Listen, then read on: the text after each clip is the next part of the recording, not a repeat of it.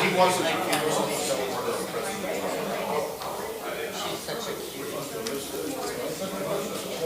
Oh, she was. I do. But I mean.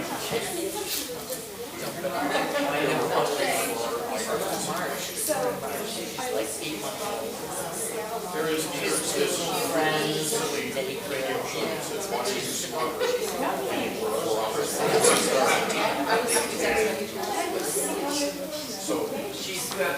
was felt like kids like that, they can't wait till they get up.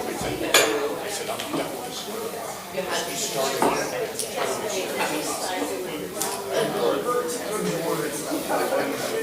here in town, but he grew up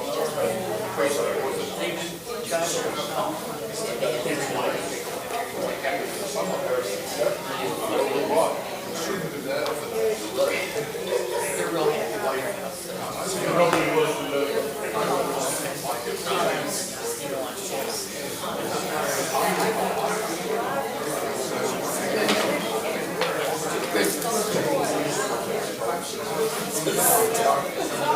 Good, it's all good.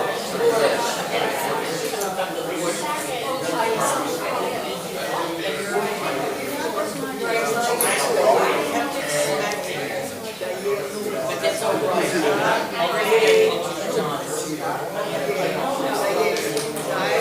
Now you said the Federation garage, we had 3 bills of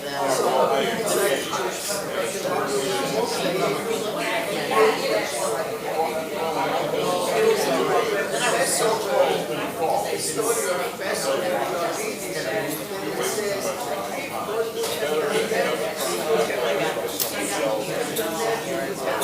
So there is the diet. I'm ready for So how long is the diet?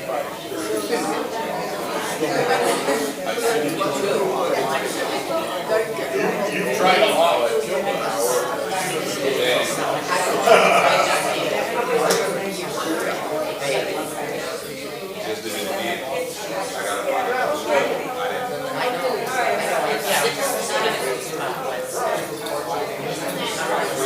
Yeah, I can't go to the school, and I can't go to good.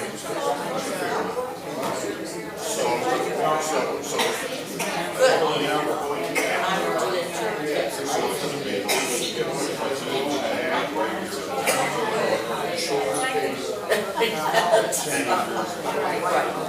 I know.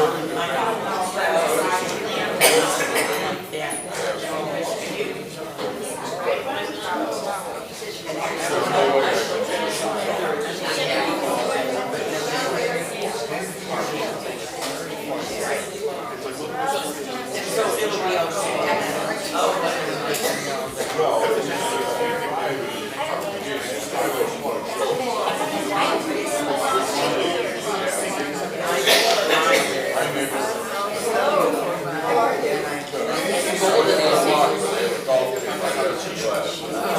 Hi guys. How are you? Hang in.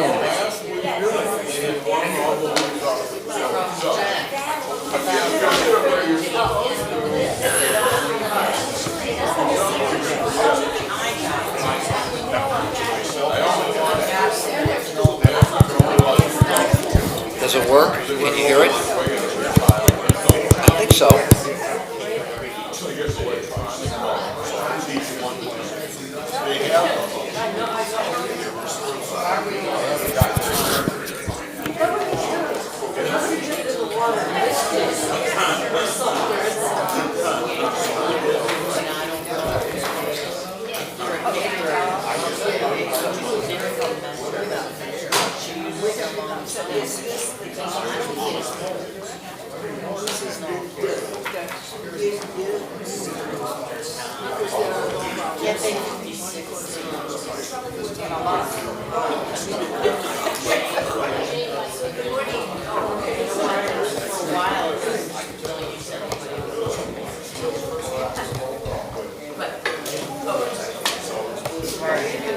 We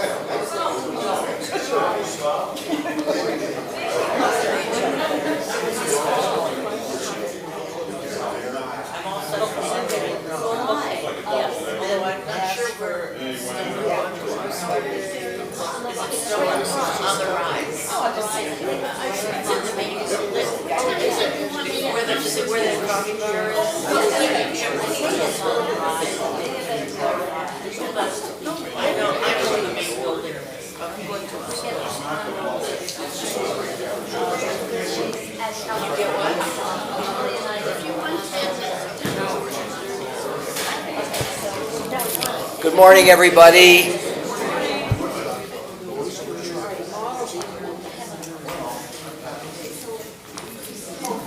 Shabbat Shalom. Nice to see everybody. Welcome to those who are live streaming. We seem to have a bit of an issue with the hot water and coffee over there. So I think the hot water itself may not be as hot as you're expecting. We had some sort of a short in the electricity. So as you're taking coffee or water, just take a little sip of it to see whether it suits you. I think that things may be coming back up, but they may not be ready yet. Okay? Food, nourishment for the body, nourishment for the soul. Let's continue with our blessing for the study of Torah. Baruch atah Adonai Eloheinu melech haolam asher kidshanu b'mitzvotav v'tzivanu la'asok b'divrei Torah. We praise you, Lord our God, sovereign of the universe, who sanctifies us with God's commandments, enjoining upon us the obligation to immerse ourselves in words of Torah. Amen. I had written down on one of my 3x5 cards who sponsored things this morning. I forgot to bring the card in. Doris, I think that you have sponsored live streaming and bagels. Thank you very much. I can't remember who sponsored Jackie. I Brought them this morning. Excellent. Thank you. Okay.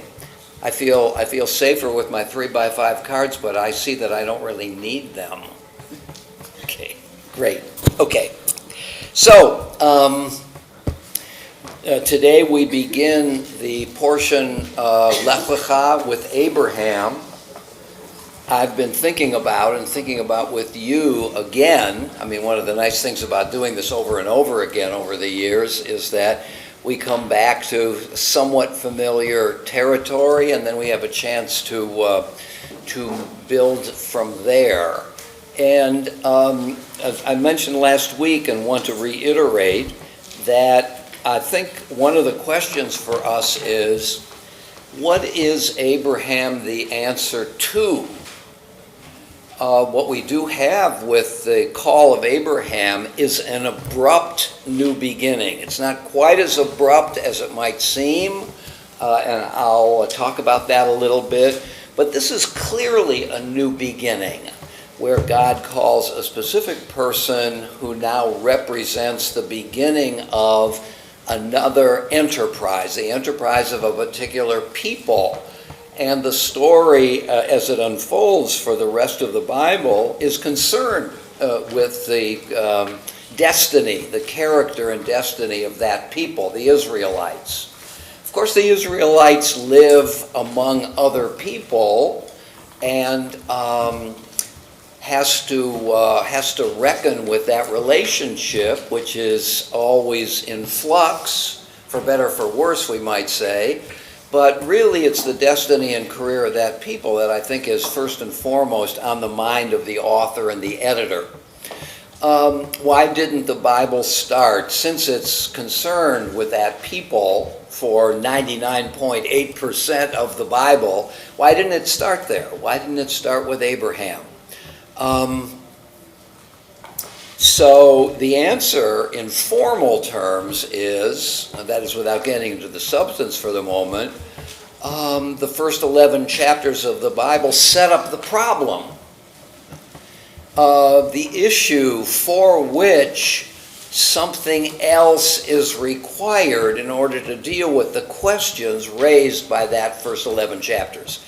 That's how I feel about it. God's initial plan is to deal with humanity. Adam, Noah, and so on represent humanity. Let's say that God is a universalist from the start. But along the way, God seems to recognize, and when I say God seems to recognize, I'm talking about a character in the story. We might say the editor, the author, recognizes, but the author is recognizing this through the personae in the story. Okay? And so what I would like to do this morning is review the first 11 chapters and to tell us what is going on there. And I've divided it into a variety of categories. And in order to lay the groundwork for the answer to the problems that the first 11 chapters raise. Okay? So I'm going to do a lot of talking here. We'll pause from time to time for questions or comments. But it's important, I think, to try to get as full a picture as I'm trying to describe, and then to go to Abraham and Sarah in Genesis chapter 12. So I have an ambition this morning, which may not be able to be realized, to get through all the review and then to look at key moments in the beginning of the story about Abraham. The story of Abraham and Sarah is divided into 3 portions, really. We have chapters 12 through 17 today. So, there it is. Okay, so be sure to raise your hand for clarification if what I'm saying is puzzling or unclear, and we'll see how far we go here. Okay, so Genesis 1 and 2, foundations.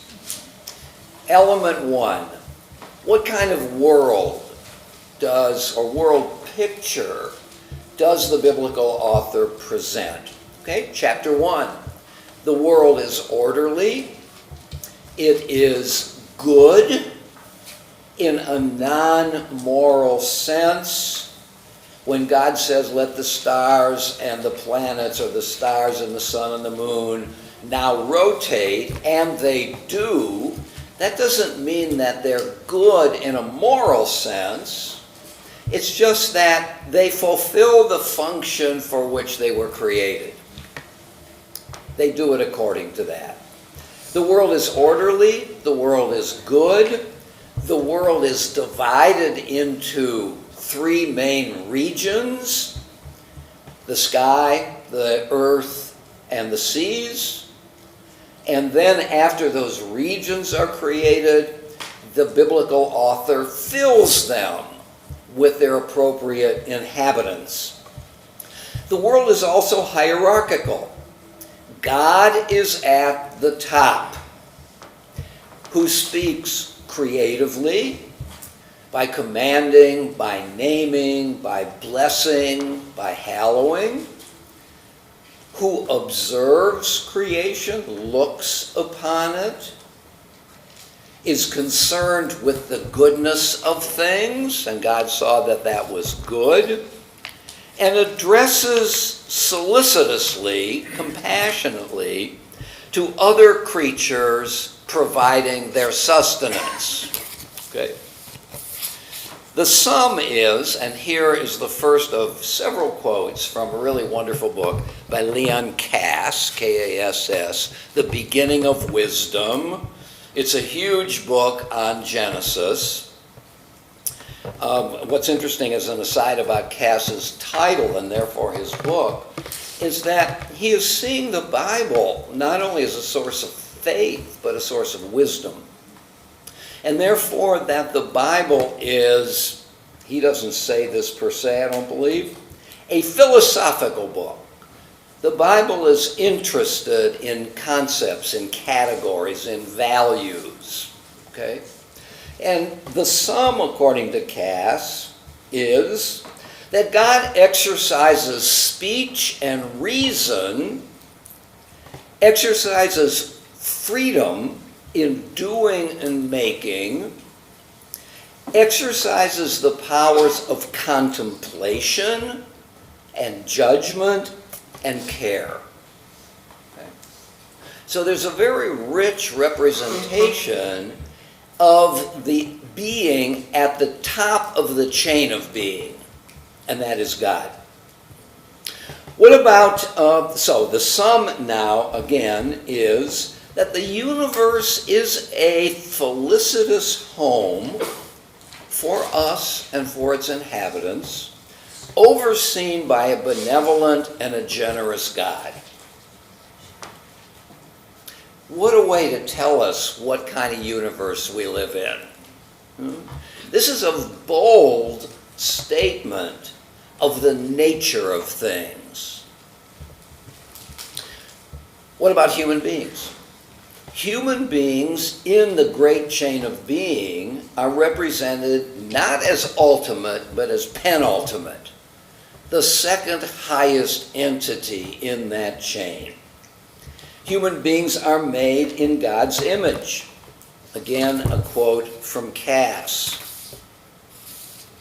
And so we human beings have these attributes and capacities that God exhibits, and they lift us above the plane of mere animal existence.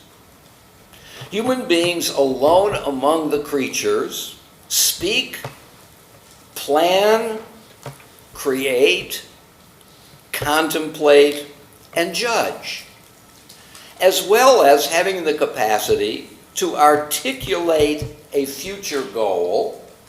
That is the use of imagination to create possibilities, and then to use that imagination, that articulation, to guide us in bringing our vision into being with and through our own purposeful conduct. Let me read that again. We human beings have the attributes and capacities exhibited by God, which lift us above the plane of mere animal existence. Human beings alone among the creatures speak, plan, create, contemplate, and judge, as well as articulate a future goal through the imagination in bringing it into being by their own purposeful action. In other words, human beings can, and here's a theme that Leo Strauss articulates over and over again. We have the possibility of thinking about the whole, W-H-O-L-E, and not just particular parts or things that are right in front of our eyes. The whole of things, the coherent whole, is something we don't experience through our senses, but only through our imaginations and our minds. And we have the capacity to think about the whole, to marvel at its many splendored forms, to wonder about it, to feel awe in beholding its grandeur, and pondering the mystery of its sources. So we have the capacity to think, to imagine, to wonder, to experience awe. Human beings. male and female. In chapter 1, the components, if I can put it this way, of humankind, male and female created God them, created together. They were given the order to be fruitful and multiply and fill the earth and subdue it. And that final claim, order to subdue the earth, is certainly a foundation. I might call it a theological foundation for science and technology. How do we subdue the earth, bend it to our purposes, unless we can understand it, recognize what the issues are, what we need, and then the capacity to create tools with which to fulfill what it is we need to fulfill. The greatest human tool is not the protractor, remember that? And compass, which we used to carry right here in our breast pocket, with a little plastic thing so we didn't get ink all over our shirt. The greatest human tool is the human mind. And tools are really extensions of our mind and our will. So human beings, according to Genesis chapter 1, have the capacity to step forward aggressively, to understand, to impose our will, and to create what we need. Human beings, according to Genesis chapter 1, are richly endowed with capacities and with attributes. But unlike everything else that was created in Genesis 1, human beings and the sun, but let's put the sun aside for the moment, about human beings there is no claim, and God saw that they were good. Okay? So though the stars and the animals are good because they do what they were meant to do, even instinctively, about human beings there is no claim in Genesis 1 that human beings are good, which leads to the following inference. Goodness for us is not an inherited attribute, it's a task. Goodness is our vocation, to try to be good, to try to make goodness. That is, and here I'm going to quote Cass again, the text does not exaggerate our standing. If it claimed that we were good, that might be more than the text offers about us. The text does not exaggerate our standing. Human beings may be, of all creatures, the most intelligent, the most resourceful, the most conscious, and the freest. And in these respects, we are in the image of God and God-like. But human beings are also, of all the creatures, the most questionable. In fact, Cass goes on to say, Genesis 1, read with an eye for the fine print, provides this teaching as well. Human beings may have powers that resemble divinity, but we are at most merely an image of God. Human beings who, quite on our own, are prone to think of ourselves as a God on earth, with our unique endowments, and prone to lord it over the animals, that is, taking, be fruitful, multiply, and fill the earth as an absolute. And therefore, we may want to elevate our powers and our status. The biblical text reminds us that we are like other creatures. That is not divine. Though brought into being by a special creative act, human beings appear on the scene on the same day as the terrestrial animals, which is a key fact. whose protective ruler human beings are created to be. Continuing with Cass. As the later verses about food remind us, we are like the animals, needy and vulnerable.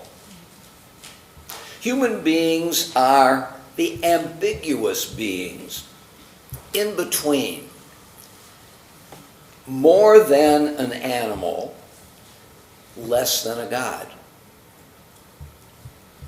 The fact, and Cass says, and it is a fact, makes human beings a problem.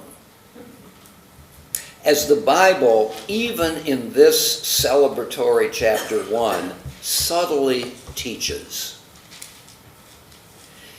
I'm going to copy this paragraph and put it right above my bed. And when I'm trying to fall asleep and can't, I'm going to turn to it and read it again. Now, it's a fabulous paragraph, isn't it? Richly endowed, the Bible subtly recognizes that human beings are a problem. Are we going to be able to steer midway between the Scylla and Charybdis of our lives, the two threats on either side as we pass through? Not to sink to the level of animals, operating only by our instincts, and not thinking ourselves as parallel to God, but in between, called, summoned. Our life is a summons. So Cass goes on, hold on a sec. That is, unlike the stars or the cows, we are not finished, complete, or perfect. The heavenly bodies move in exactly the same way last night as they did, what does Keats say in, where is it, in Ode on a Grecian Urn? No, somewhere else. As Ruth did when she was working among the corn. What poem is that from? Grecian Urn? Melancholy. Maybe it's the Ode on Melancholy. Anyway, when I was a kid and had difficulty sleeping, I had a window right next to my bed, and when I was trying to fall asleep, so I would get up and I would look out and I'd look at the stars and try to see the constellations and so on. And if I looked at the same sky tonight, I would see exactly the same thing. The heavens are finished. The animals are finished. We can't imagine a cow acting differently, qualitatively, in the future than the cow has always acted. But we, Cass is reminding us, and I'm going to go on, not finished, not complete, not perfect. It remains to be seen whether human beings will become good, whether we will be able to complete ourselves, or, he puts in parentheses, be completed.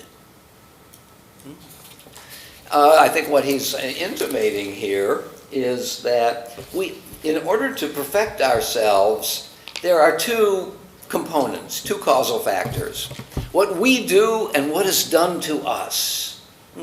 Or what we do on our own, through our own volition, and what we inherit from a tradition, a set of rules, an understanding of the virtues. Okay? It remains to be seen whether human beings will become good, whether we'll be able to complete ourselves or be completed. So, I mean, this is a good illustration, what I've quoted from Cass, tried to elaborate on a little bit, of the claim that the Bible, especially Genesis 1, is a philosophical book. It's working with big ideas, even though it doesn't render them as some philosophers do. That is through argument, through a process of reasoning. Okay, Shabbat. As the acme of creation. Shabbat is God's day, and God rested on the seventh day, which serves, though not in chapter 1, as a model for us. That Shabbat represents our relationship to God and not a relationship to nature or history, which other holidays do. Okay? So Shabbat is unique among the holidays. Genesis chapter 2.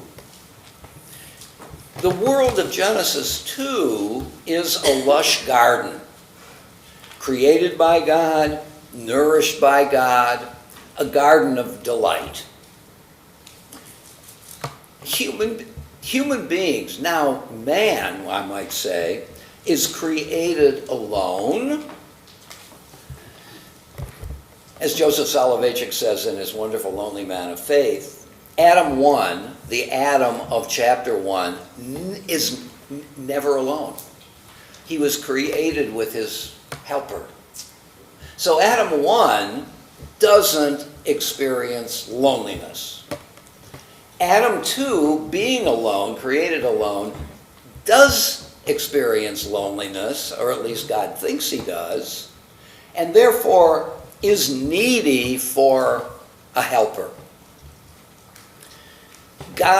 Human beings in Genesis 2 are given a very different order. Not to be fruitful, multiply, and fill the earth, that is, to use our brains and our techniques to order society in the ways that we ourselves need.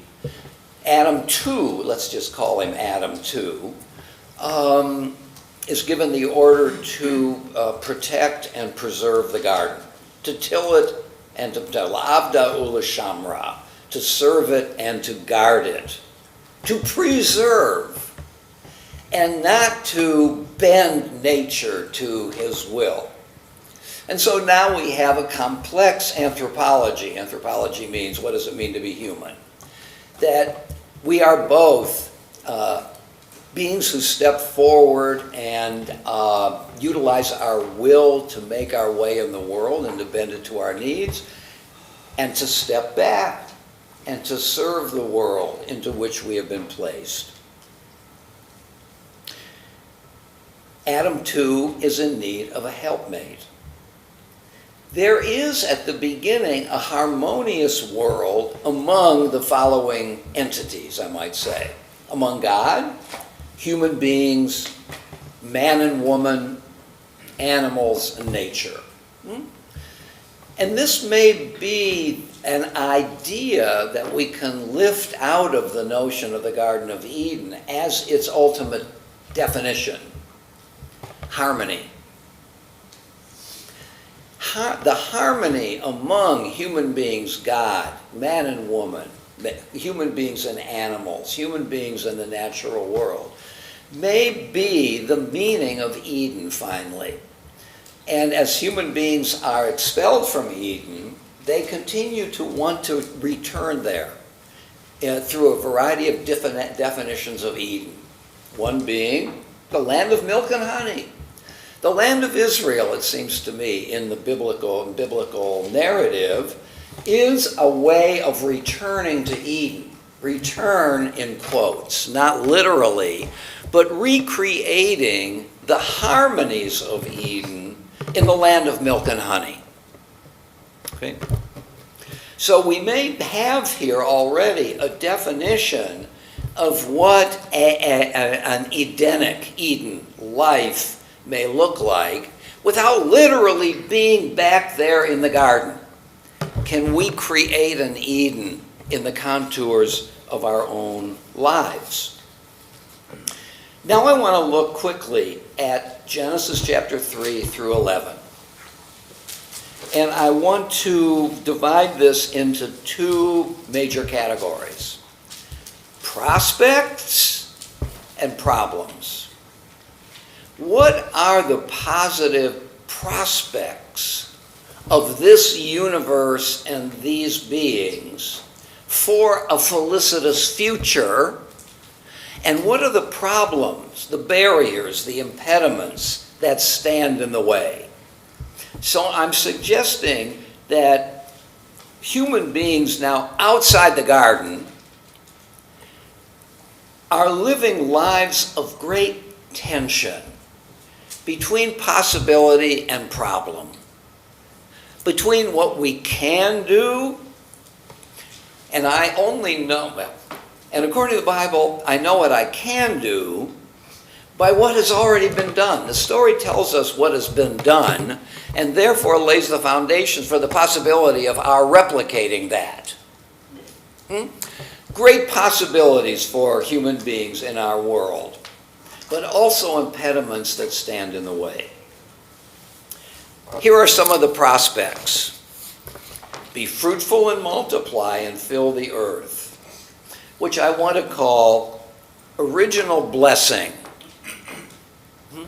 I don't think the Torah focuses at all on original sin, although the first sin is the first. The doctrine of original sin, as I understand it, is not so much what Adam did, but what he left to his descendants who have inherited the stain of that sin in our own lives. I don't think the Torah has that notion, although human beings, as Ecclesiastes says, has there ever been a human being who lived and didn't sin? I mean, here the notion of original sin does have power. It seems to be a force in our lives. I don't think the Torah has that idea. But it does have the complementary idea, C-O-M-P-L-E, of original blessing. Be fruitful and multiply. That's the order. And what happens? And they do. Here is the importance of the begats, the genealogies, to show, and there are 3 genealogies already in chapters 4 through 11, and I'm going to talk about them a little bit. In other words, their problems emerge. The enterprise would seem to be ready to run aground, as in the time of Noah, and yet we make it to the other side and continue to procreate and keep the history of humankind going. Chapter 9, verse 1 of Genesis, of course. Right after the flood, God blessed Noah and his sons and said to them, be fruitful and multiply and fill the earth. Life goes on. And so there is always possibility through the force of what I'm calling original blessing. We will always have more chances. And I want to talk now a little bit about the genealogies. So in chapter 5, there's a genealogy. The genealogy occurs right after the increased violence from Cain to Lamech, which then leads to God's frustration and bringing the flood. And right then and there, right before Noah, we have a genealogy. In chapter 10, after the drunkenness of Noah, who comes off the ark and gets drunk, and lies in front of his sons naked, and 2 of the sons cover him, and 1 son looks, right after that deep problem. I mean, that problem can be understood in a variety of ways. One is the seductions, the dangers of the natural world. I mean, Noah didn't know that the grape could lead to drunkenness, and yet it does. So there are elements of the natural world. I mean, who doesn't like wine? Wine is good, but wine can also be bad. It's a neutral element. And so the natural world presents foreboding to us. And Noah succumbs. That's one problem. The other problem is that by becoming drunk, Noah ceases to be a teacher for his children. They can no longer respect him, and unless you respect your teachers, you can't learn from them, unless you're an extraordinary student. Right after that episode, we have a genealogy in chapter 10. Right after the Tower of Babel story in chapter 11, we have a genealogy. So these genealogies do 2 things that are very similar. One, they show us that life goes on. But secondly, or maybe just more deeply, life goes on in the aftermath of crisis through which we might think life might not go on.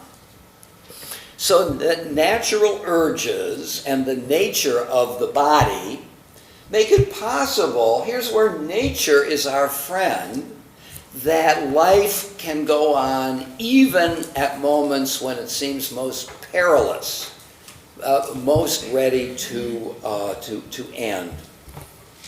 Here's another prospect. The unity of humankind. The Bible's idea is that all of us come from one couple, so that we all have the same ancestor. And in this sense, though division among individuals and groups, strife, contest, where we might think that what is ultimate is plurality, the plurality of human beings, the Bible's response to that possibility is no. Plurality is real, but unity is the foundation. We were once one. And therefore we can be one again. This is the Bible's universalism, isn't it? That unity is possible because once it was real. That we're all made in the image of God. What about the possibility of our being morally good people? Can we change ourselves? Can we improve? Can we complete ourselves? Can we bring more and more goodness into the world? What are the conditions that make that possible? One is that we're made in God's image, and that therefore we are endowed with capacity to create goodness. We have free will. Adam and Eve have free will in the Garden of Eden. Noah has free will. He's praised for being good. Noah's contemporaries have that capacity. Choice is a reality in the first 11 chapters of the Bible. We have knowledge. According to these chapters, Adam has knowledge of the nature of the animal world. That's the idea here. I mean, this is my inference, but I think it's right. Why does not Adam choose the cow as his helpmate, as an escape from loneliness? Because he recognizes he's an ish and a cow is a behemoth. And therefore, if one assumes that names reproduce or reflect essences, Adam, by giving the proper name to the cow, knows that the cow is not a partner for him. But when he sees that there is an isha to his ish, the similarity of names suggests similarity of essence and therefore the possibility of companionship. This is what Adam knows. Okay? So when the serpent says you'll get knowledge of, God doesn't want you to have the knowledge of good and evil, that can't apply to all knowledge. It applies to a special kind of knowledge. And in chapter 3 at the very end, we are claimed, Adam and Eve are about them claimed that they have knowledge of good and evil. I've tried to make the claim that the forbidden knowledge is about the things for which we have no right to know. God's knowledge. Another possibility is that what we come to know is our mortality. And at the very end of chapter 3, when God says to Adam and Eve that they know good and evil, they're about to be expelled from the garden and therefore no longer have the possibility of eating from the tree of life and gaining immortality. That would seem to confirm or at least illustrate the idea that human beings know, and they know significant things, but they can't know everything.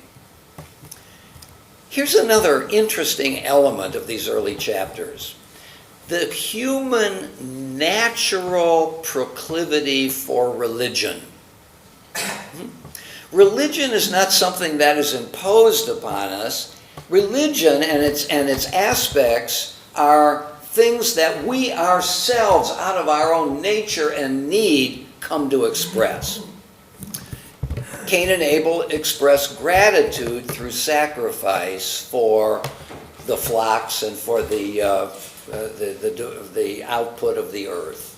They sacrifice. So they not only express gratitude, they recognize that they have the capacity, or at least they express the capacity, for saying thank you through sacrifice. Okay? So that gesture is both an act and a recognition, an instinct that human beings have.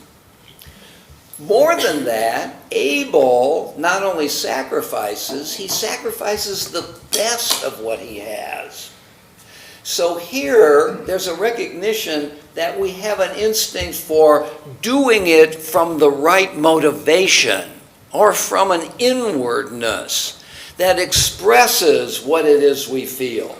That religion is both a natural act and a natural instinct. At the end of chapter 4, it says, "At that time human beings began to call upon the name of the Lord." Let's call it prayer. So these illustrations, I think, point to the reality, according to the biblical author, that religion, lifting our voices to God, recognizing the need to say thank you, are instincts that we have. So when we get to Mount Sinai, and the biblical author expands what religion is, the biblical author can be seen as building on our natural instinct for it. Okay? So this has something to do with human beings. And of course, the whole worship of God and the various responses to God's commands wouldn't work unless we had an instinct for it. But it may be that our instinct, or left to our own devices, are both not enough and not what we could do on our own. We need guidance in order to do it, I might say, correctly. Okay. There are in these chapters good people. If there are good people, human beings have capacity for goodness, even though Adam and Eve get many things wrong. Noah is good. And Noah seems to be good without being tutored, without being told to be good. The human being's natural instinct to be good. Again, coming out of human nature. Noah's two sons, Shem and Japheth, cover their father when his nakedness is exposed. This is a good and generous act toward their father. I want to point to another feature, to me, one of the more fascinating features of these stories. What I call God's willingness to adjust to unforeseen circumstances. If I'm right about this, then the Bible's God is not omniscient. The Bible's God does not know everything. Or to put it differently, God, like us, is subject to experiences that one couldn't foresee. Okay? Or to put it yet differently again, if not the central concept of biblical religion is covenant, and covenant means relationship between the two entities in the covenant, and relationship, to be a real relationship, is a product of listening and speaking, I might say. God, who is in this covenant with human beings must listen, in quotes, must be receptive to what is going on in and through that relationship, and being willing to adjust to what God hears, to what human beings themselves do, which might surprise God and cause God to change his mind.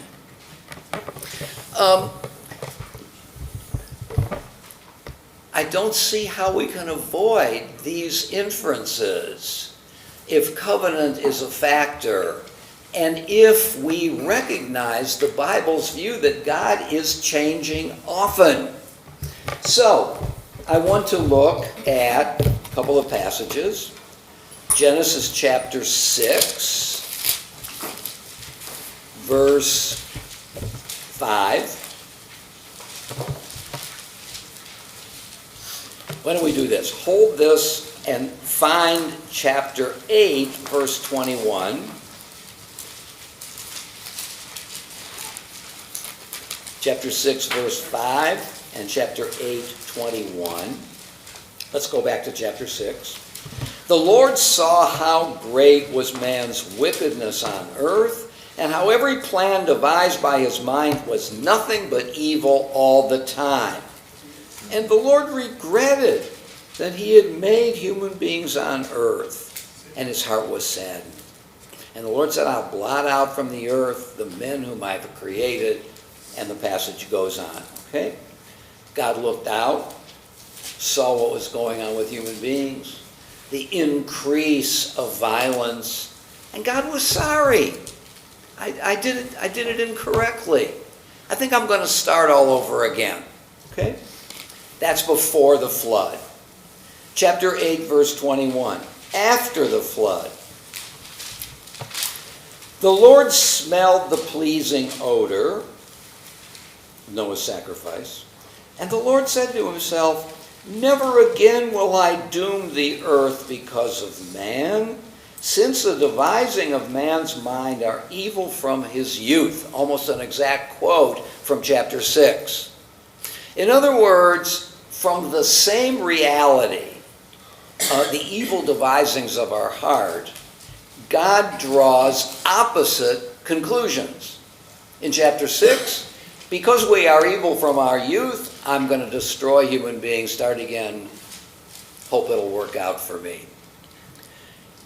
After the flood, precisely because human beings' impulses are evil from our youth, God has decided not to destroy human beings, and I draw the following inference, to try a different way.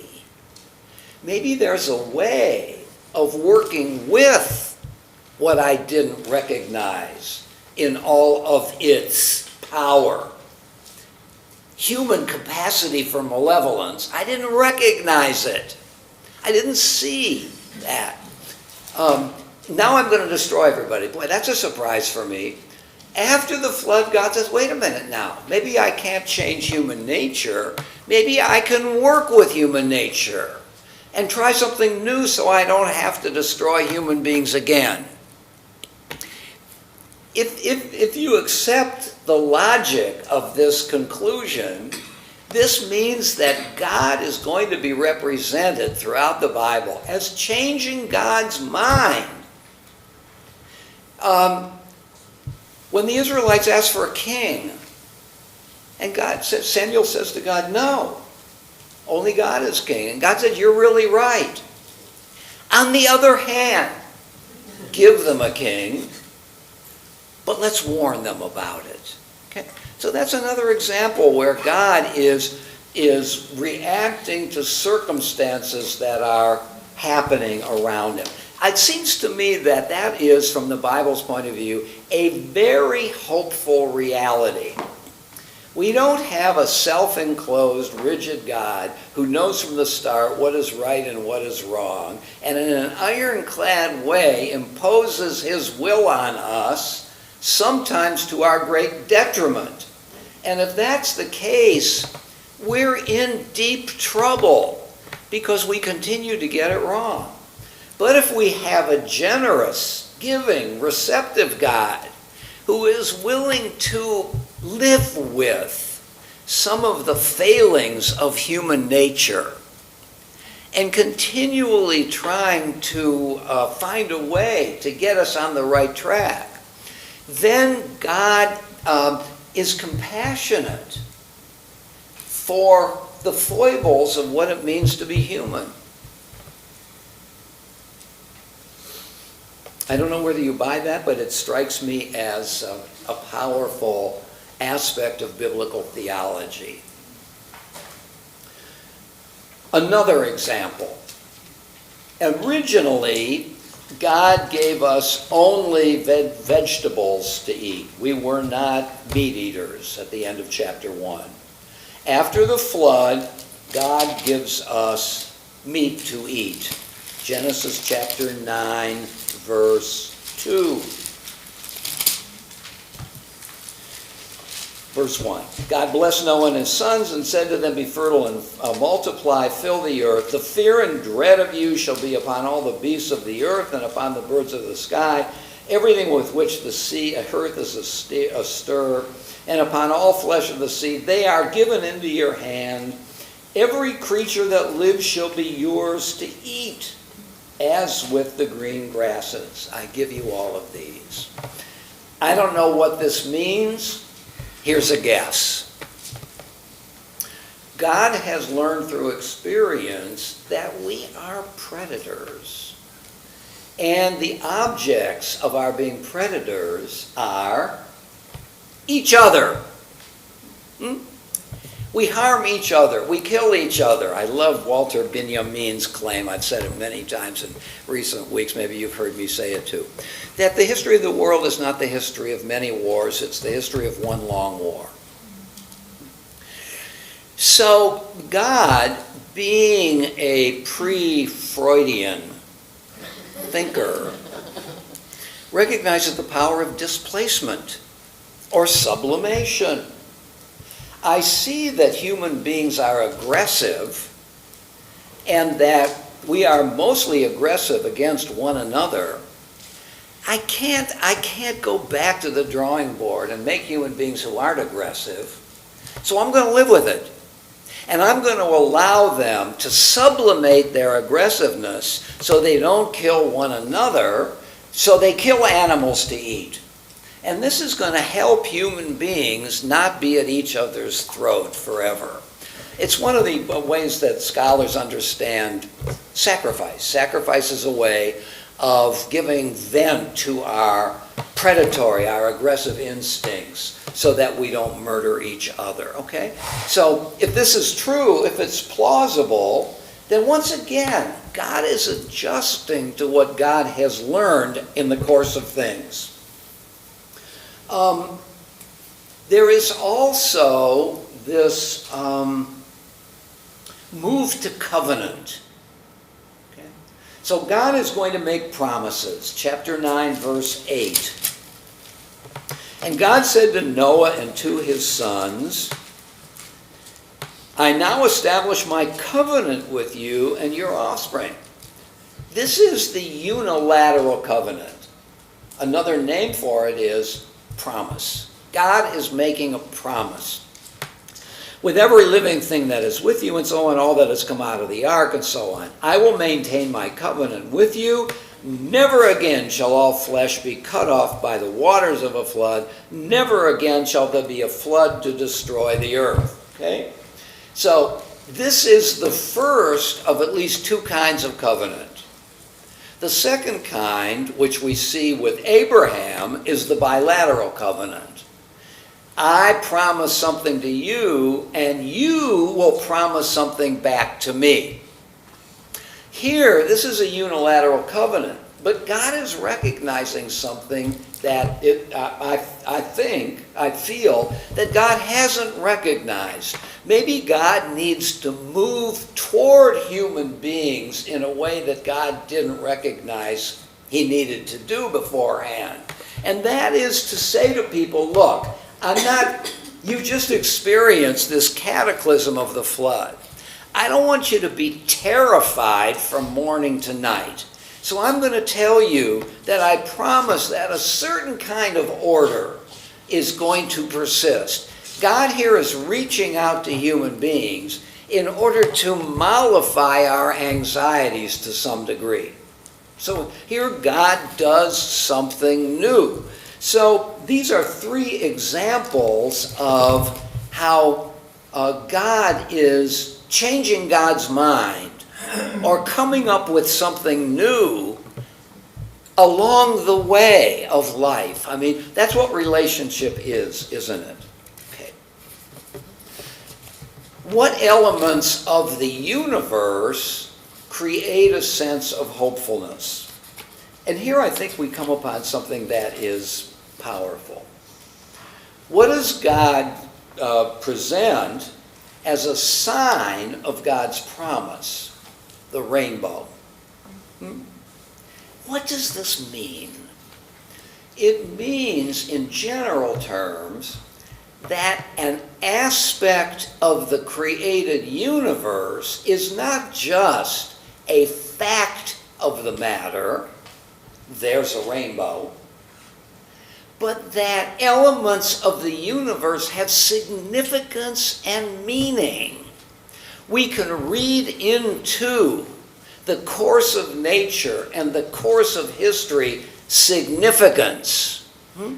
So in a way, this transforms what our environment is to us. It's not only facts and causal factors that lead to scientific knowledge. It also has a significance and meaning in the spiritual aspects of our lives. Now, scholars from time immemorial have tried to show that the splitting of the Red Sea can be explained through the ways in which the world works, right? Different seasons, rainy season, not a rainy season.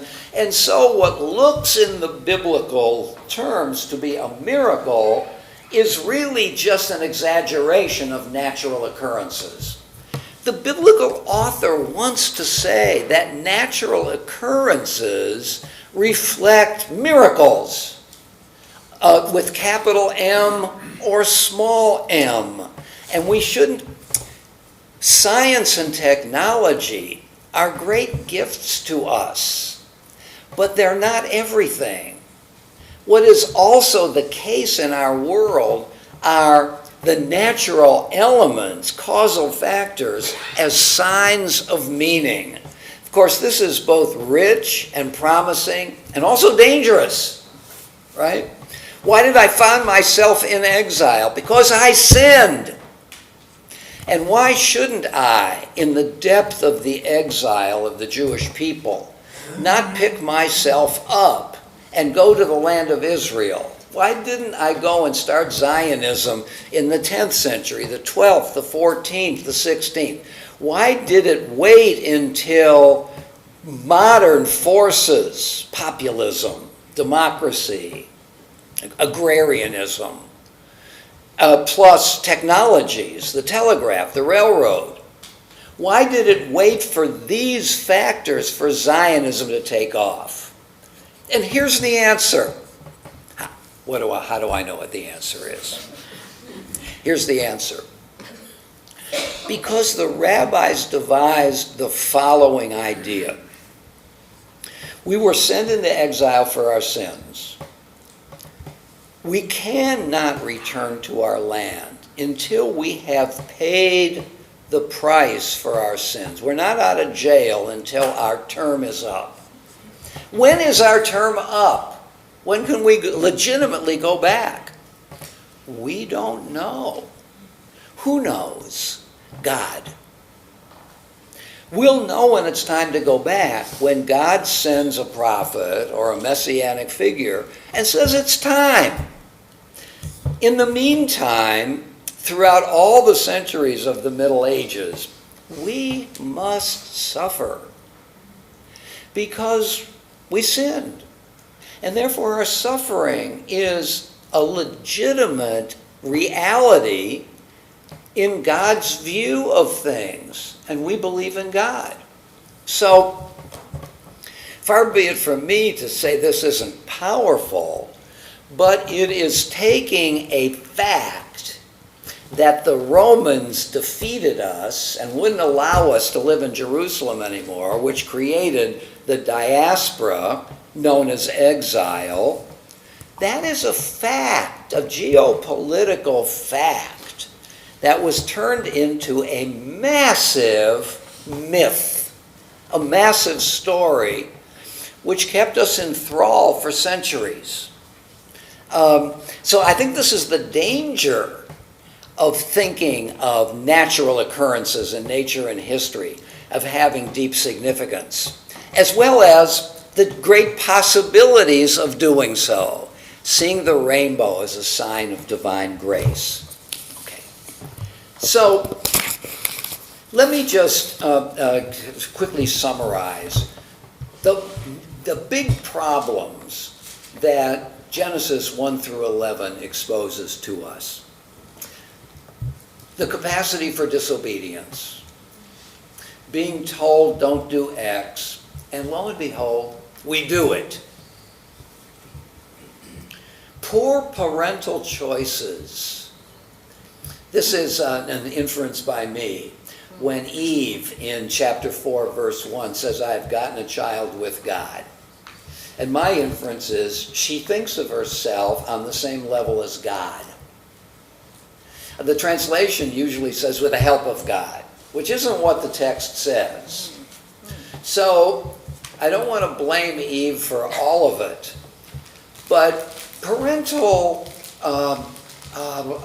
pride in bringing forth living beings, plus the inevitable problems of sibling rivalry. If you're an only child, no sibling rivalry. If you've got a brother or sister, you've got sibling rivalry, don't you?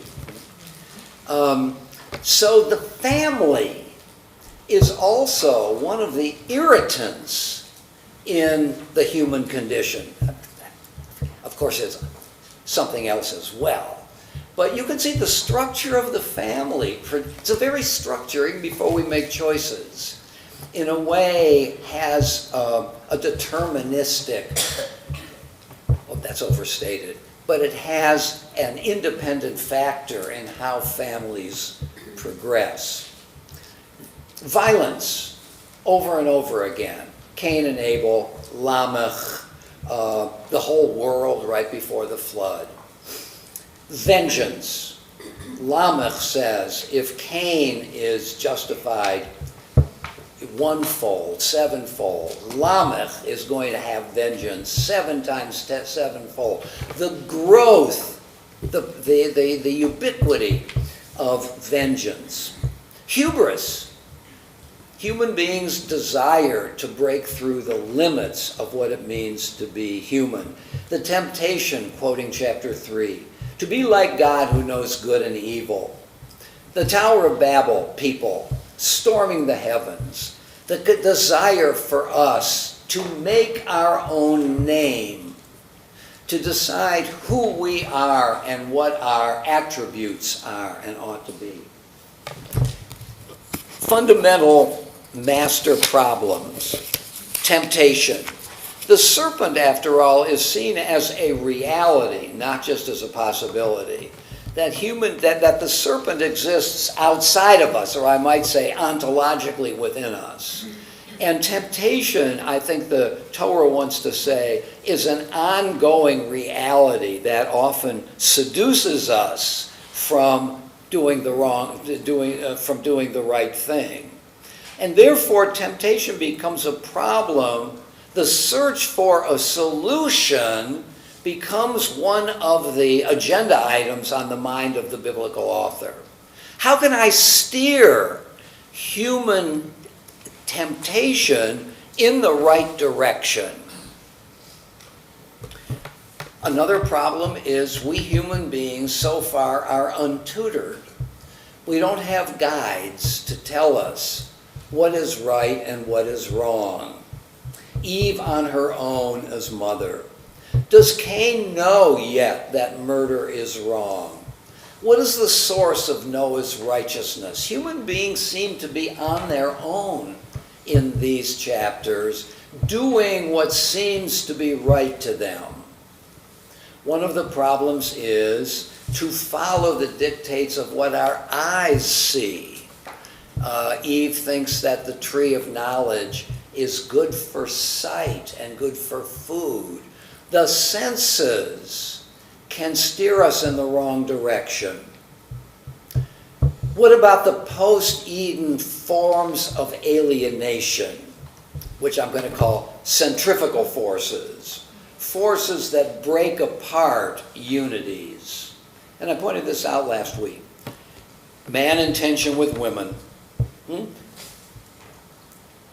You shall give birth in increased pain, yet your desire will be for your husband and he will rule over you. So there's tension there.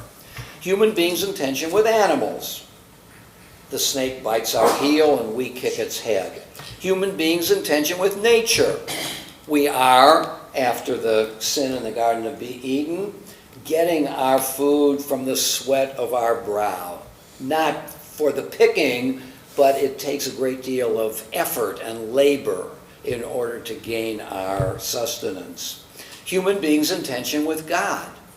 So that the problem that the Garden of Eden presents to us, and maybe all of these chapters, are the centrifugal forces that create tension and disunity between pairs of individuals. Can the call of Abraham reverse those forces to make them centripetal so that harmony can be regained? That seems to be a problem opened up by the first 11 chapters. Fundamental challenges. Can human beings come to terms with our finitude, with our limitations? Or are we always trying to exceed the boundaries imposed on us? Can we build stable societies? And if we can, on what basis? So it strikes me, as I've kind of rushed through this, that these chapters expose both great possibilities given the nature of our universe and what human nature is, but also many, many problems, which these, all of this is explored through stories. And the problem, the great advantage of story is that it strikes our imagination. It draws us into it. Stories are seductive, and yet stories are also ambiguous, and we don't know exactly what to make of them. And that's how these original stories are read. I want to move toward Abraham now, and then we'll stop and we'll talk a little bit. So, Genesis chapter 11.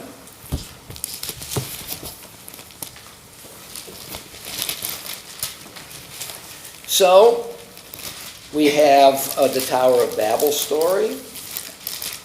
Nasty paper clips. The Tower of Babel story, through chapter 11, 1 through 9. And then a genealogy, one of those genealogies. And when we get to verse 26, we are moving in a different direction. When Terah had lived, that's Abraham's father, 70 years, he begot Avram, Nahor, and Haran. Now, this is the line of Terah. Terah begot Avram and Nahor and so on. Haran begot Lot. Haran died in the lifetime of his father in his native land, the Ur of the Chaldeans, southern Iraq. Avram and Nahor took to themselves wives, the name of Avram's wife being Sarai, and that of Nahor, Milcah, the daughter of Haran, the father of Milcah and Iscah. Now Sarai was barren, she had no child. Terah took his son Avram, his grandson Lot, the son of Haran, his daughter-in-law Sarai, the wife of his son Avram, and they set out together from Ur of the Chaldees for the land of Canaan. Okay? We don't know why they did it. Here's a speculation. Factors on the ground. Maybe life had become unstable. Maybe economic problems, drought, famine, civil war. Something has happened in the society, we might infer, that we have no specific evidence for it, which caused them to get up and move to go from southern Iraq to northern Syria. But when they had come as far as Haran, they settled there. So, they had a destination, Canaan. But they don't make it. They stop in Haran. In Haran. The days of Terach came to 205 years. Terach died in Haran. The Lord said to Avram, "Go forth from your native land, from your father's house, to the land that I will show you." Here's what I want to suggest here. Like the rainbow, something that looks only like something else turns out to be something different and something more.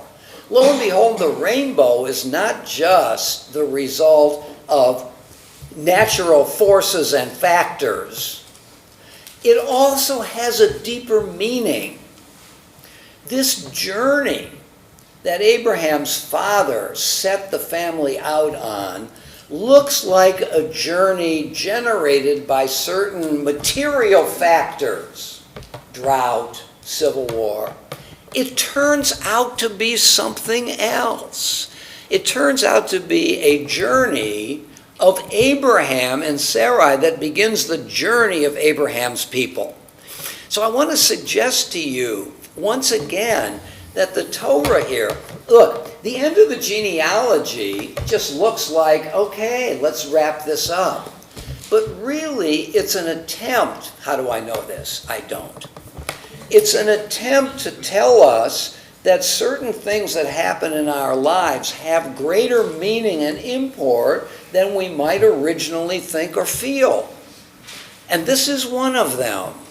So that what happens to us, here I'm drawing an inference, deserves more scrutiny, more attention, more an attempt to understand what else might these experiences mean. And the answer to 99% of them is probably nothing. But there are certain events and processes in our lives that we come to feel sooner or later have had import that we didn't recognize at once. And that's what I'm suggesting here. Now, as you may remember, Maimonides' view of this particular episode is not that God called Abraham, not that God discovered Abraham, but that Abraham discovered God. Abraham, the paradigm philosopher for Maimonides, was thinking about the nature of things. And from his thought process, he comes to Adon Olam, master of the universe, one God. And when he had discovered that, he picks himself up and he goes to the land of Canaan. See, so what Maimonides seems to do is to get the opposite conclusion from what the Torah says. The Torah says that Abraham's trip at this point is generated by a call from God. Maimonides' view is that Abraham calls himself. What I think is not only inherently powerful about Maimonides' view, but in a way picks up something in the text. That this is just a journey in space and time. All of a sudden we have Abraham on his way. We don't know exactly how this naturalistic journey led Abraham to be or feel called. And so Maimonides, I think, is picking up on the naturalism of this process and not just the all of a sudden miracle of the call, for better or for worse. Okay, so now we've made a change to Abraham. And our task is to see to what degree the ensuing story deals with some of the problems raised by Genesis 1 through 11. I've done all the talking at this point. Questions, comments? God forbid disagreements. Stuart. No disagreements. First of all, God doesn't seem to recognize the difference in generations. Noah is a good person. God doesn't seem to recognize that his kids may not be as good. David, as king, is promised, your throne shall exist forever. Totally in ignorance of the fact that his kids are not David, are not anywhere near David. Yeah. So when you say God doesn't recognize, Yeah. are you suggesting that God should have recognized? I think God was inexperienced. He, or she, did not have any basis for concluding Yeah. that generations may not be as good as Okay. they thought they would. So let's just follow that logic a little bit. Yeah, If God does or did come to recognize it along the way, because that's part of the claim that I'm making, that God changes and grows, so to speak. Let's suppose that God grows into a my gosh, why didn't I see this sooner? That I can't count on the children being of the same caliber as the parents. What would God be called upon to do at this point? I mean, what should God have done? We know what he does with the flood. I've decided not to punish, not to destroy the earth again. He makes having learned, he makes a decision. Let's suppose God learns this. What decision should he make? I think certainly by David's time, he should have recognized that the kids may not be as good as the parents. Okay. And should he have made them as good? I think he should have denied the covenant.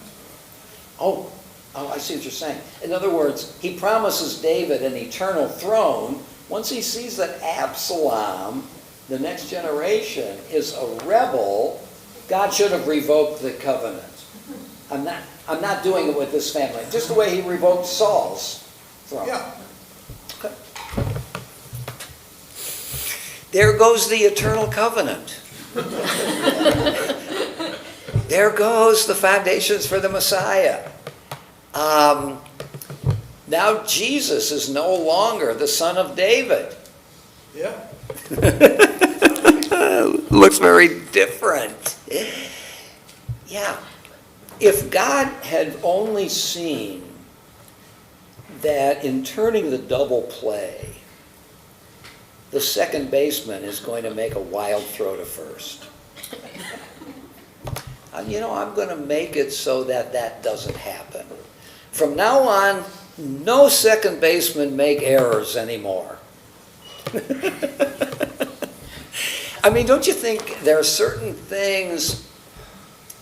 It's interesting.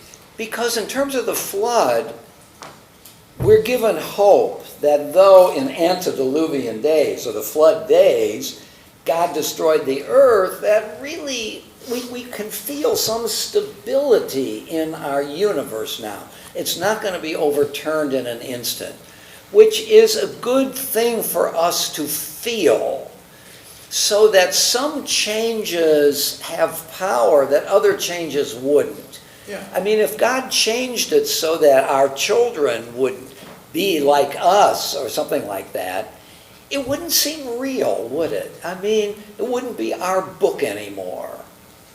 Because the facts of the matter are that our children are different from us. Sometimes for the better and sometimes for the worse. So I think what's incumbent upon any great author, maybe this is a precondition for greatness, is that the author, in his or her own special way, tells us something about the life we recognize in ourselves, in our society. And if it doesn't speak to us and from our experience, why would we read it? I mean, so the author in a way is limited by reality. By the way, Genesis chapter 1 is a description of our world. There are no goblins or dwarfs or imaginary beings. It's the universe we know. It's our universe from a particular perspective. So, I guess I feel the answer to your question, Stuart, is if God had anticipated it and decided, I'm God, I'm going to make it different, we wouldn't, on Saturday mornings, we would all sleep in. We wouldn't need to be here because this book is about us. I agree. To the same extent that the Bible talks of Rachel and Leah and Isaac and Esau, Jacob and Esau. Yeah. The same degree that the Bible talks of siblings having a rivalry. Absolutely. Moses and Aaron, David and his brothers, Solomon and his brothers. I mean, let alone me and my brother. Who are perfect. Hardly. No, but I say that somewhat facetiously, but all of us who have siblings recognize in these stories tensions. Yeah. Yeah. Otherwise, we wouldn't be reading them. Eddie? I just have a question. We just speak a little louder. I have a question about the purpose of genealogy. Yeah. The author spent about 20% of in these first chapters, 20% of the time throwing names and genealogy at us. What do you think the purpose of that is? Yeah.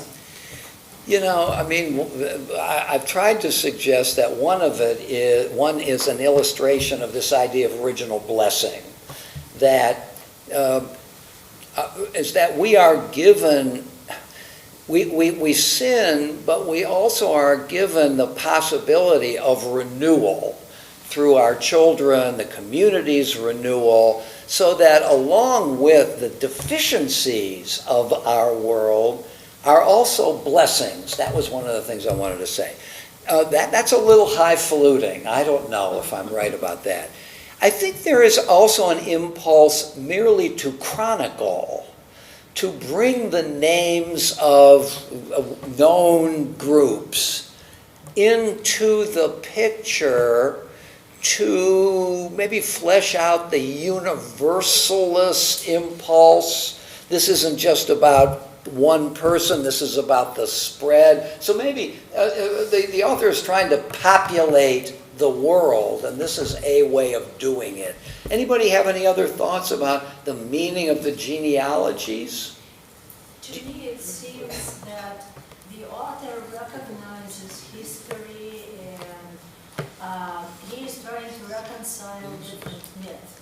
And myths that, came from ancient cultures, Assyrian and other cultures. The flood was there before Bible was written, at least the myth of the flood and other things. So he's trying to make it relevant and show that he encompasses the whole thing, and now it became ours. It became kind of our history. Okay, that's interesting. Are you making the claim that the ambition of the biblical author is not just to track one particular family, but the whole world, and in this sense is more comprehensive than some of the ancient? Is that one of the things you're saying? Reconciling all these different things that were orally passed from one tribe and one nation to another, trying to bring it and make it a universal view. Trying to write the history of the world. Right. while also replicating the genealogical impulses of other cultures. We can do that too. And making it also ours. And making it ours. I like that. I like that. And I especially like your allusion to the way in which the Bible has been influenced by other ancient Near Eastern literature and reality. I mean, we know the flood story, we know the creation story, and here you're giving us another another thing that the biblical author is aware of and domesticating it, making it his or her own. I like that. I like that. We always talk somewhat offhandedly, maybe derisively, about the begats. So I'm always interested, and you've embellished, enhanced it. What's the significance of those things, rather than just being lists? Yeah. You know, the book of Chronicles, the first 9 chapters or so, is just really a genealogy from Adam to, I can't remember, David. So there's that genealogical impulse racing to what the author wants to do. So maybe an inherent thing. Maya, did you have a... Not on that topic, but I was, just to continue what Stuart was talking about, I think that when we started the Genesis and God saw that it's good, and I pointed out that it's like a trial and error. Oh yeah, I'm good. And I think that the experiment continues, and I think that the God that I see in it is not a divine, omnipotent thing, but he himself is very human. He has moods and he changes his mind, so in a way he's developing also. Not only the people are developing, but God is developing. Right, I agree with that, although we can't forget that he is also the master of the universe. So there are some... The universe is easier to master than humankind, I guess. Yeah, there it is. I think it's winter. Winter is over. I think I'll make spring.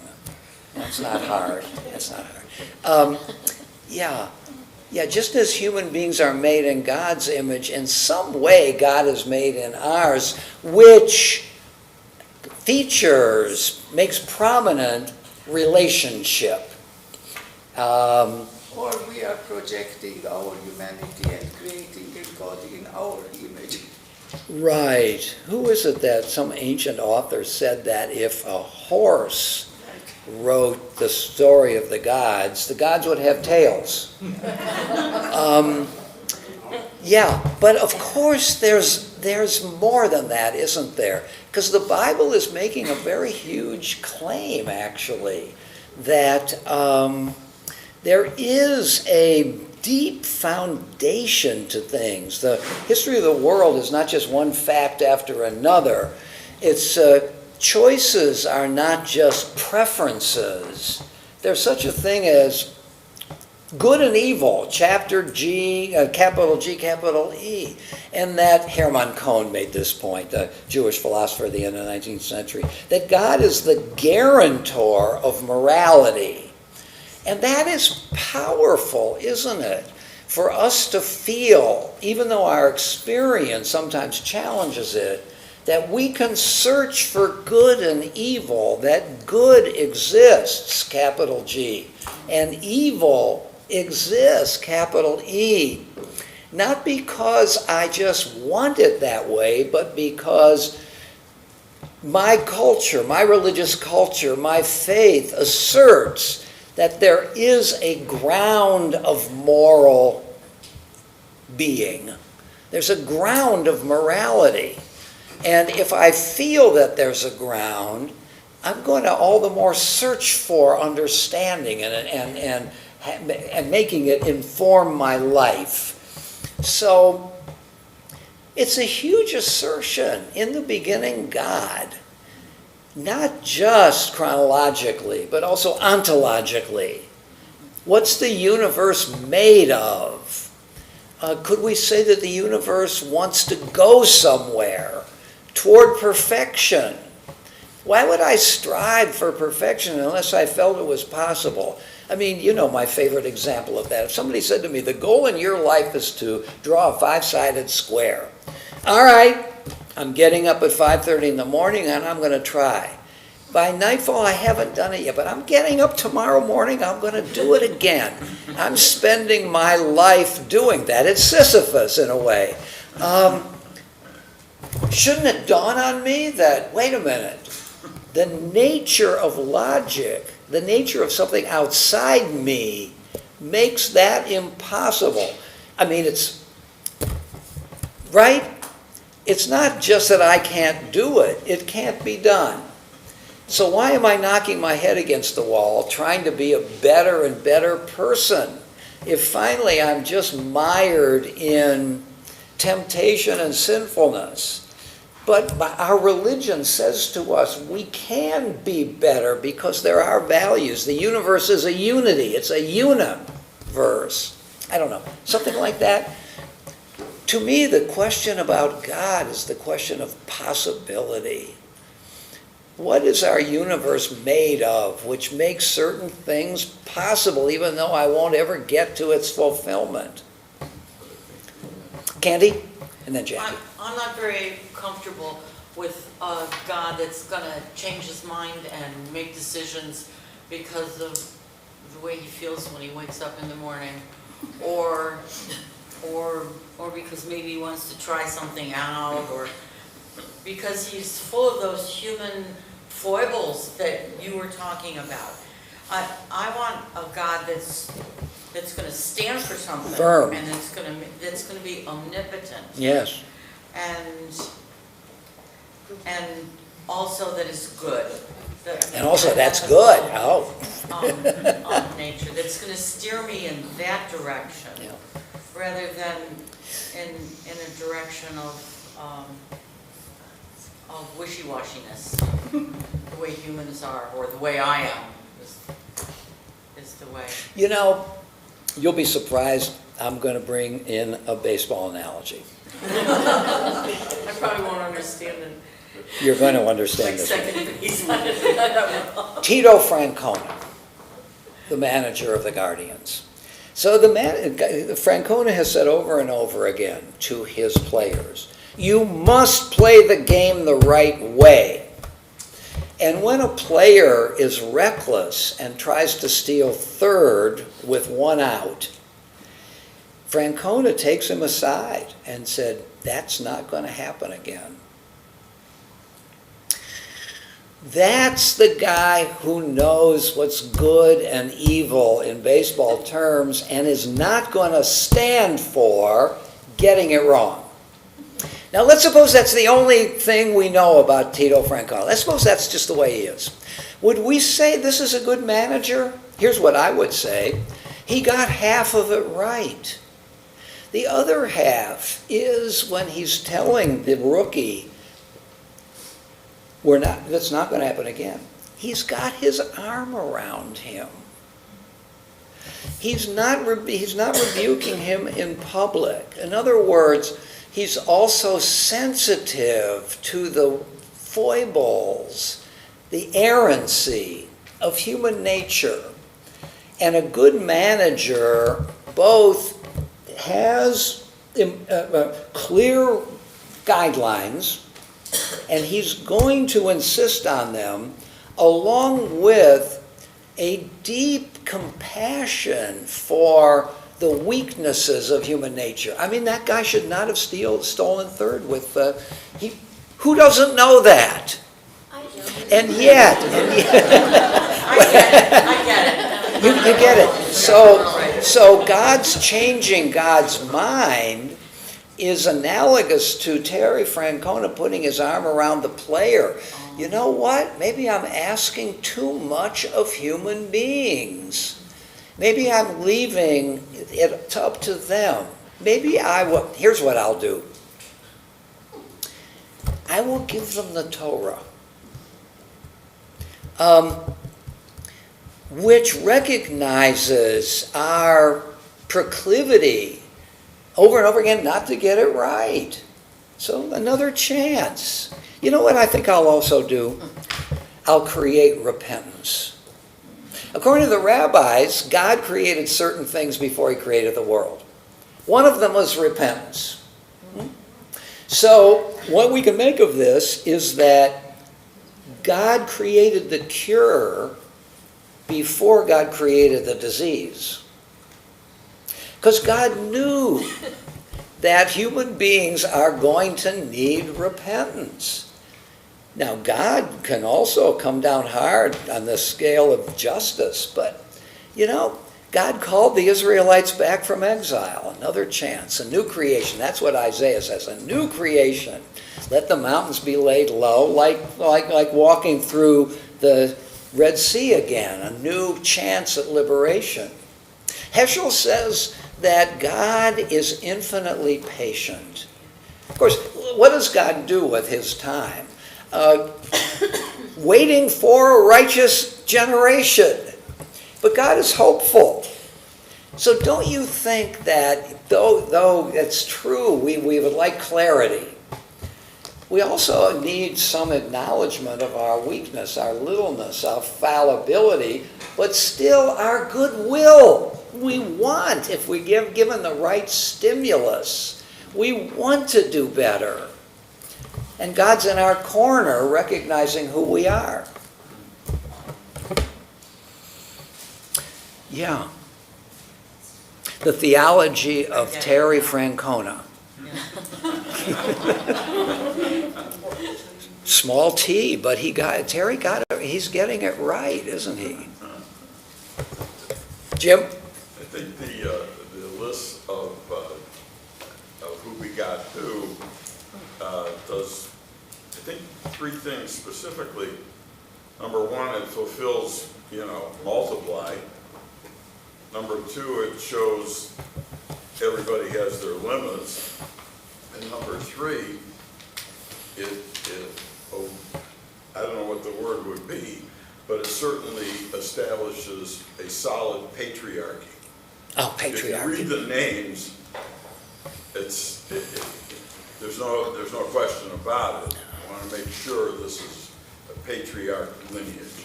Yeah. Boy, I had not thought of that. That is a good insight, actually.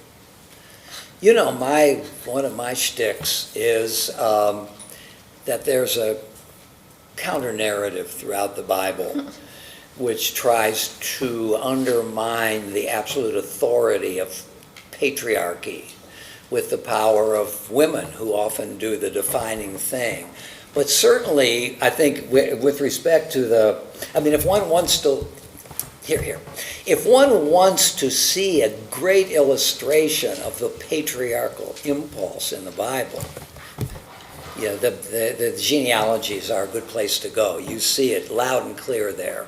And then, referring to what Stuart was talking about, the next generation, if you want to go a step further, keeping in mind what we just said,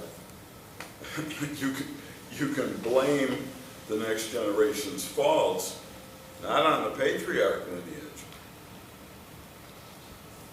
Not on the patriarch? Not on Right. Why is that? It's my fault. Because Is that what you mean? to establish why the next generation has faltered, it won't be on the patriarch lineage. It'll be on the matriarch lineage. Oh. Why is that? Why is that? Yeah. To double down on the patriarch situation. Boy, I'm not following you. I'm not saying it's right. Okay. I'm not even following the logic. Stuart's saying the next generation may not do as good as the previous. Yes. But if we follow the lineage that specifically only says patriarchs, Okay. then who's left to be at fault? Yeah. I don't know. Seems to me you're making too much of the patriarchy of it. Yeah, but that's the foundation that we're given. Okay. All right. I'm going to think about this and I'll get back to you. I'm not suggesting it's correct. No, I get it. I don't even understand it. Michael. God addressed those humans. Right. Yeah, you have to speak louder. God addressed to Adam and Eve, Yes, multiply, procreate. yes. But didn't you notice that from one generation to another generation, their problem, rivalry? How God can instruct people to do this if He did not give them tools to deal with this rivalry? He didn't give them tools how to raise a generation.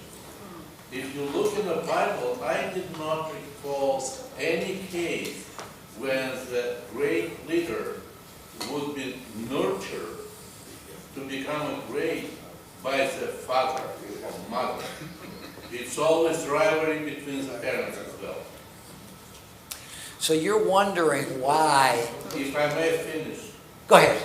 Therefore, if we're saying that we have a hope that this rainbow eventually will translate in harmony in human society, how we can do this if we could not solve the root of the problem? Yes, that's a good point. So Michael, I think, is asking, God obviously, let's just frame it this way, sees that there are problems among people, Cain and Abel and so on. So why doesn't God offer suggestions, offer a blueprint for how to get these relationships right? A leader needs some kind of a manual, some sort of an education for how to be a good and just leader. How come the leaders of those days didn't get that? That's your point. Here's the answer. It's a one-word answer. Torah. In other words, one of the problems that has been raised in these stories, and I've alluded to it, is that they were untutored. There was no educational process to take seriously the foibles, the flaws, the weaknesses of human nature, both for ourselves and in interaction with one another, that can help us, can help parents, can help children to deal with their parents in an important way. I've got a suggestion here. Honor your father and mother.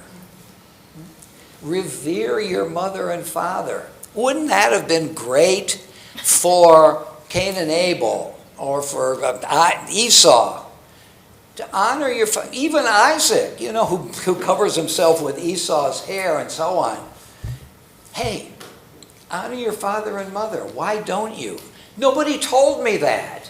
It's coming. We're on our way to Sinai. But if Terry Francona wants me not to steal third base with one out, I need a manual. I need a teacher. He can't expect me. I mean, you don't make it in the major leagues unless you know this already. But at the beginning, you're out of high school and you're now in Class D and you're on a bus riding through Texas to your next, you're learning that right there. No, I think you raise exactly the powerful point. This exposes the need for a manual, the need for teachings and a teacher. Even that doesn't fully do the trick, though. That's why Jeremiah finally says, God's going to create a new human nature, something like that. So we won't sin anymore. What a dull life that would be. You're trying to tell me that God, prior to creation of this universe and us, never experienced rivalry? Nothing's what? He was one and only. Therefore, why is the cultures showing us that there were rivalry among the gods? Therefore, how he could say multiply if he did not experience rivalry? I don't know. I don't know either. No, because God stands for the possibility of unity, of one, of a universe, not a multiverse. Hear, O Israel, the Lord our God, the Lord is one. God, what? What does that mean? I mean, but God in a way stands also over and against the human condition, filled with plurality. Here's the possibility of oneness. Kathy? God slayed the rival gods. He slayed the siblings, so to speak. Not the God of the Bible. Well, in a way. Okay. When monotheism steps in, you've slain all of the ancient other gods that came along. We see all the time in the actions of a god, wrath and vengeance and killing and punishment and curses and I mean all. So maybe this God's not so perfect throughout all of Torah, and because some of the blueprints already sitting there. Yeah, you're saying that biblical monotheism has borrowed from polytheism the impulses of the gods and located them in the one God. And metaphorically slain the other gods. Because where did those other gods go? They were slain when monotheism was on the ascent. So we sort of see a type of sibling rivalry. Within God. But he emerges victorious to be the one true victorious God. And the others are left. I'm not sure I'm buying the narrative that you're... Is it slaying, or that the author had the insight that there's something problematic about polytheism? I'm going to try monotheism. Yeah. I think the biblical author knows something about ancient Near Eastern polytheism. And by the way, Psalm 82, God reigns in the council of the gods. There is, one very important problem among scholars is, when does monolatry, the worship of just one God, become monotheism? God is God and there is none other. But just because God gave the Torah on Mount Sinai doesn't mean there aren't any gods. This is the God who gives it to us. When does the Bible articulate what we might call theoretical monotheism? Anyhow, boy, it's like the Hydra head, chop off one head, two grow. So we'll continue next week. Shabbat Shalom. What?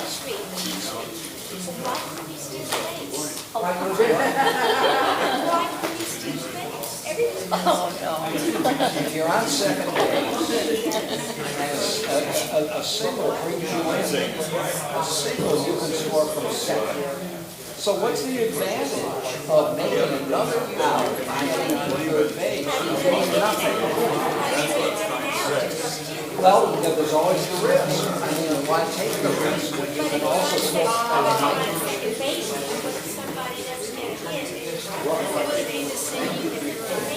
Yeah, no.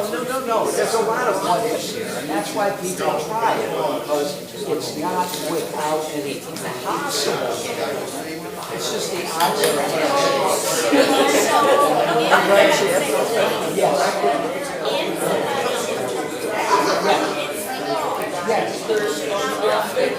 No. You should run. If it's a fly ball, you should run. Oh, what are you going to be in the country? Single or something between 7 Oh, December 7th. Oh, okay. But you're on. Okay. But suppose the guy gets a single, you recover from the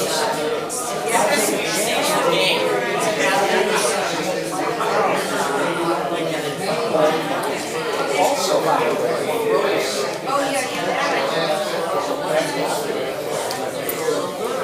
so this easy is something where the catcher is longer than the third. It's just a way to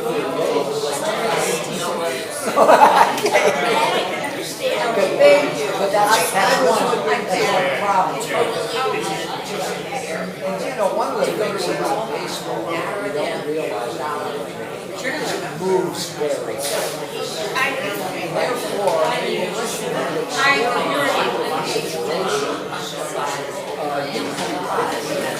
I better do this. No, that's all right. No, I mean, there is, yeah, I mean, there's,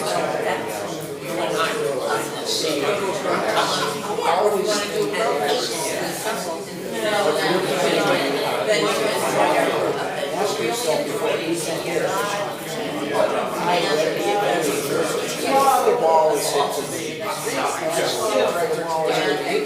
so that in advance, you know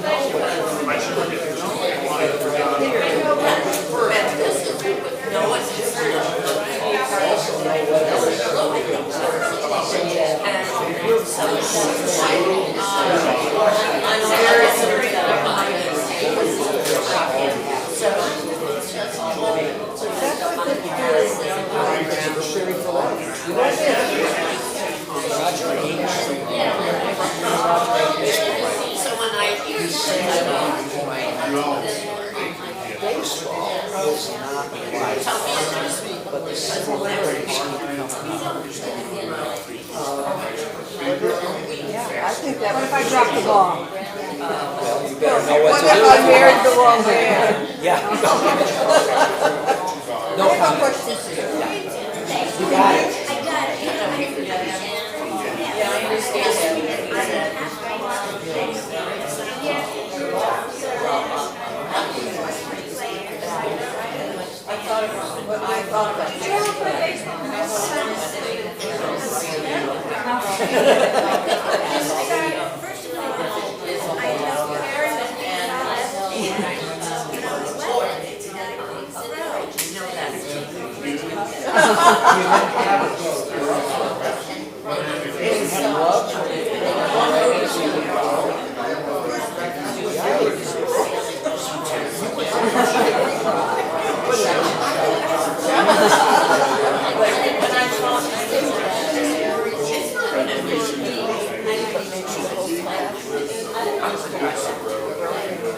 Rabbi Katz, whatever. Oh. That paragraph, that paragraph is supposed to be your personal bed. I thought that was a really smart. Did you print that for us? Yes, I will try to make it work. Send me an email next Wednesday. Yeah. Rubber band around my neck. No, the book is still, it's too long ago. So, it's got, that was inside. And thanks to probably